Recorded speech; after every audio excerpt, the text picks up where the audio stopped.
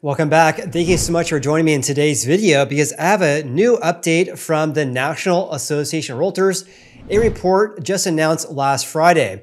This report here covers the third quarter this year compared to the third quarter last year regarding home price changes for each of the 221 metro areas that they actually track.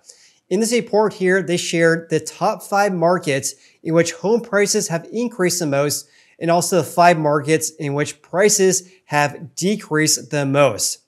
And by the way, the number 1 metro in which prices have fallen the most compared to 1 year ago is far and away the biggest decline on a national level here. Anyways, according to the National Association of Realtors, they reported that home prices continued their rise in the third quarter of 2023. Now, don't get confused here because they're talking about how home prices increased from the previous quarter and also how they increased from 1 year ago.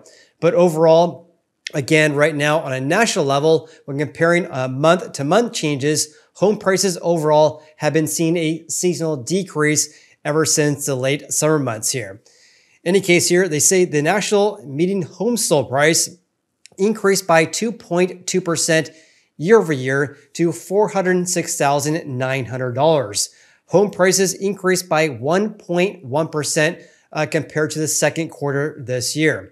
Also, a total of 182 metro areas out of the 221 had year-over-year price increases in the third quarter of 2023 compared to the third quarter of 2022. Now, here's some quite alarming trends we're seeing right now because I talk all the time on the channel regarding how we have this housing affordability challenge nationwide here. And this paragraph right here really kind of sets the tone here. It says this quarter, monthly mortgage payments on a single family house national level increased 19.3% year over year to just under $2,200 per month, up from about $1,800 from a year ago.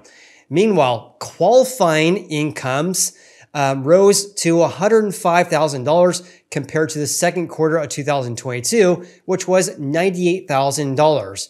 Also, the qualifying income was $88,000 1 year ago. So overall, compared to 1 year ago, qualifying incomes increased from $88,000 to $105,000. This is the income needed in order to qualify for the median price home, assuming putting 20% down.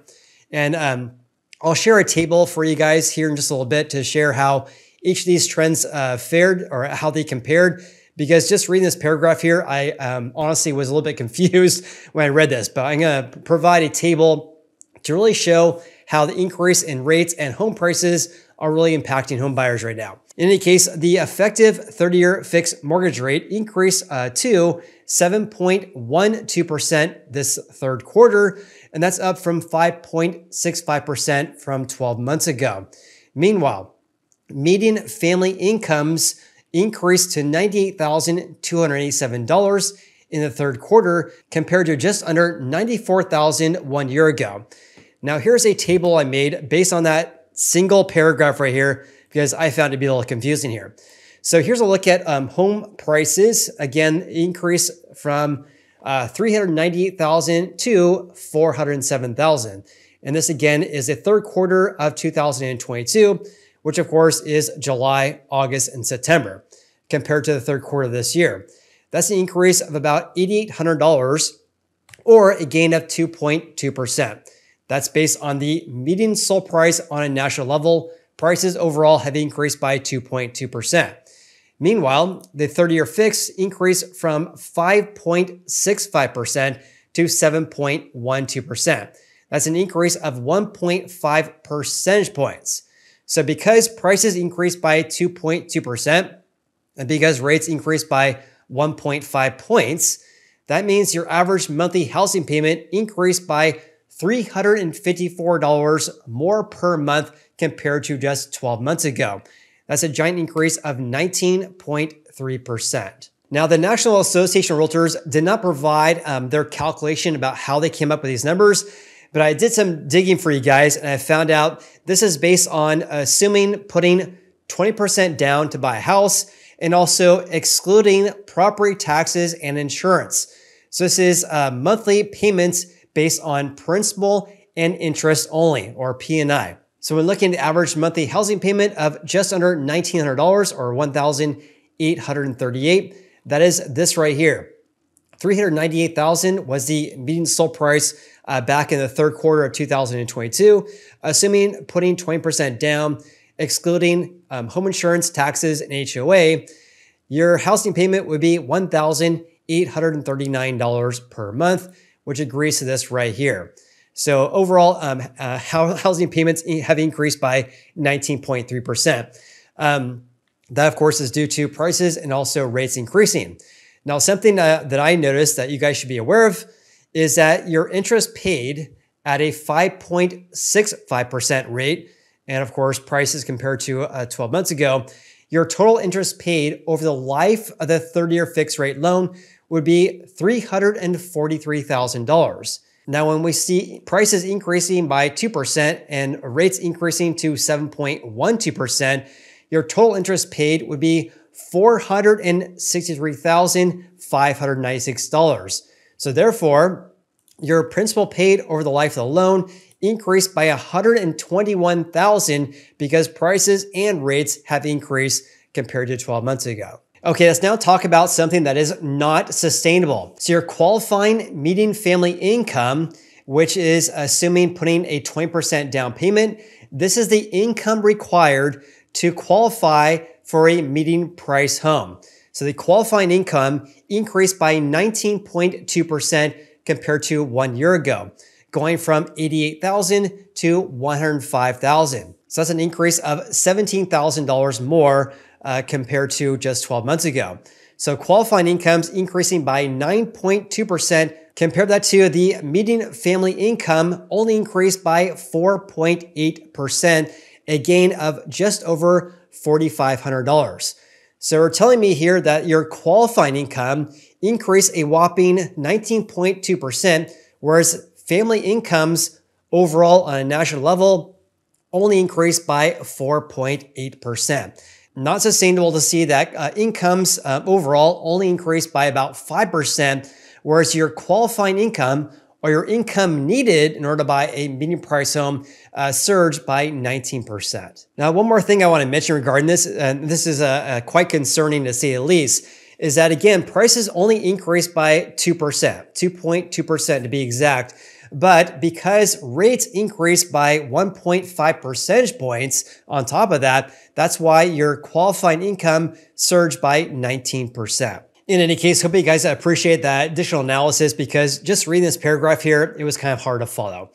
In any case, let's talk about the top 5 metro areas on a national level in which home prices have increased the most. Then I'll share the 5 metros in which prices have decreased the most compared to 1 year ago. So the biggest areas or the areas in which prices have increased the most, number 1, Fond du Lac, Wisconsin, a giant increase of 18.9%. To me, this sounded like fondue, which when I think about Wisconsin, I think of cheese.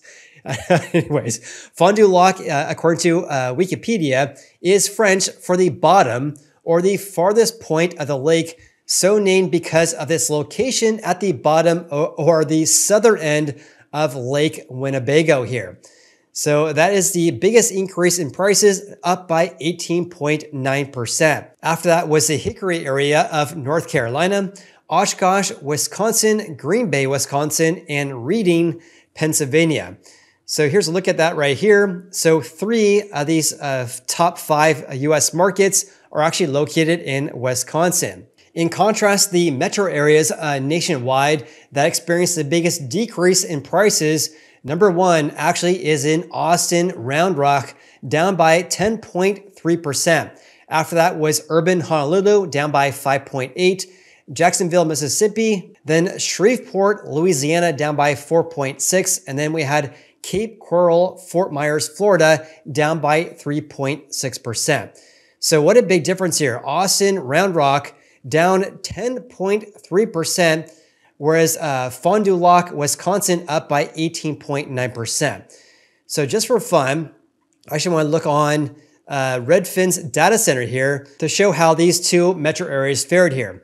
So Fond du Lac, Wisconsin saw a gain, according to Redfin, for the 4 weeks ended October 22nd, a gain of 15% year over year at 230,000. The peak was actually set this year, which is unusual because most markets, we had all-time record highs that was set during the late spring months last year.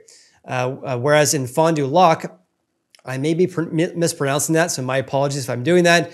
The median sold price for the 4 weeks ended July 9th was 296,000. Now it's at 230,000. So down from the peak, but up by 15% from 12 months ago. Now look at Austin area though. This is a night and day difference here. So Austin, Texas, according to Redfin, is down 6% at 447,000.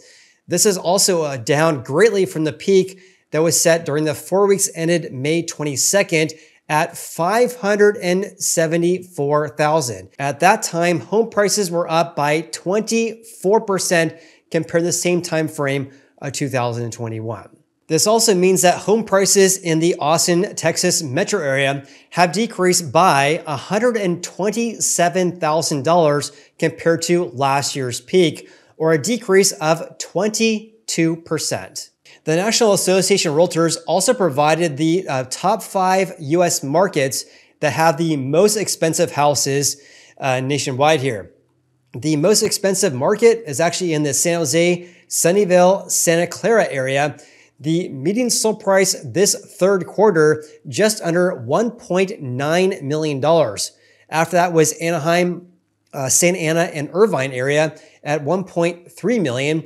The San Francisco Bay Area at $1.3 million as well, and urban Honolulu at $1,062,000.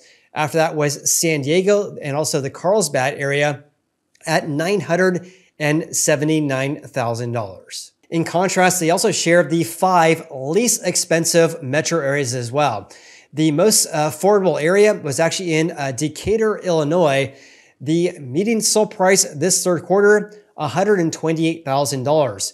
After that was Warren, Ohio, Cumberland, Maryland, Elmira, New York, and Peoria, Illinois at $158,000.